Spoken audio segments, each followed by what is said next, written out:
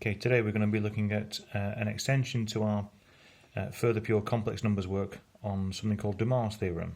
So it's a French fella who found this out, quite a simple thing but quite a powerful thing. It links to the other day when we looked at writing a complex number in exponential form, and we can tie this in with what we looked at last year in year 12.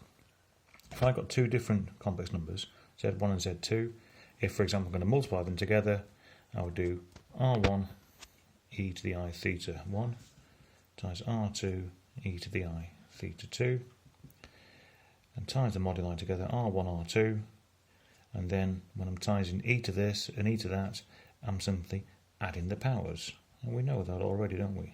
That's the same as R1, R2 cos of theta 1 plus theta 2 plus I sine theta 1 plus theta 2. Like that. Similarly, when we're dividing the complex numbers, I get R1 e to the I theta 1 over R2 e to the I theta 2. I get R1 over R2 and then e to the I theta 1 minus theta 2. We subtract the powers. And we know that from year 12. How it's going to link in to extending what we've done so far is this idea. If I've got the same complex number and I raise it to the power, I'm basically multiplying by the same thing again and again. So I end up multiplying by the modulus time after time, which is where I get r to the power n in. And if I'm just adding on the same argument time after time after time, well, I end up with e to the I n theta. And it ties in with our rules of powers. We know that in this case, e to the I theta all to the n. I've times the powers together, we get this, which is r to the n cos of n theta plus I sine n theta. And this leads to our general Dumas theorem, which is this thing here. I'll just rub down over that thing. Cos theta plus I sine theta to the power n is cos of n theta plus I sine n theta. And that's it. Quite a simple thing, but it stems from this exponential form in particular.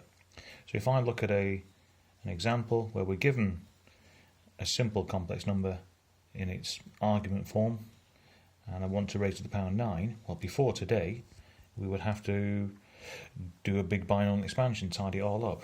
All I need to do now is simply do cos of 9 times this, 9 pi over 6, plus I sine 9 pi over 6, tidy it up, cancel it down, 3 pi over 2, plus I sine 3 pi over 2, out of my range, 3 pi over 2, pi there, cos minus pi over 2, plus I sine minus pi over 2, and in this case I can actually write it as a simple complex number minus I. So we've got this quite complicated ninth power to give me that. Looking ahead to later on in the course, I can now find the ninth root of that and tell you that one of the answers is going to be this. But we'll cross that bridge another day. I've got a couple more examples here. This is when we are given the complex number not in modulus and argument form. We're going to do a bit of rewriting first, like we did in year 12, and then apply Dumas theorem. So a quick sketch. Minus root 3 and plus 1 is over there. I can say that if z is minus root 3 plus I, mod z is root 3 squared plus 1 squared, root 4, which is 2.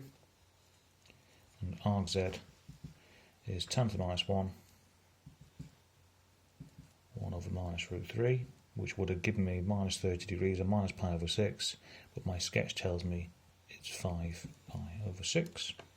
And so I can say that z to the 5 then will equal 2 to the 5, and then e to the I, and this times by 5, 25 pi over 6, 2 to the 5 is 32, e to the I pi over 6 to give us in our range.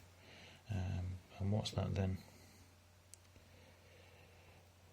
30 degrees, cos 30, root 3 over 2, 16 root 3, plus 16i.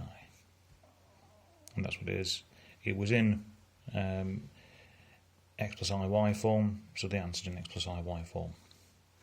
Third example, 1 over, I can write it as 2 minus 2i to the power minus 4, and do exactly the same thing. Quick sketch, 2 along, 2 down, 45 degrees downwards, mod z is 2 root 2 by Pythagoras, and arg z is minus pi over 4.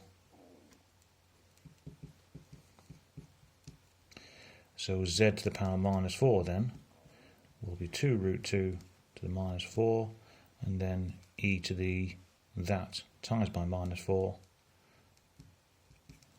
which is that. So 2 root 2 to the minus 4, 2 to the power 4, 16 root to the power 4 is 4, so 64 minus 1 over 64, and then e to the I pi is simply times by minus 1. I get minus 1 over 64.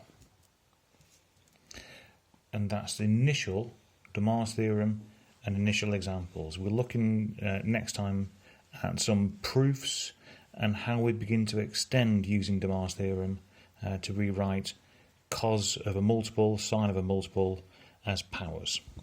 Okay, thank you very much.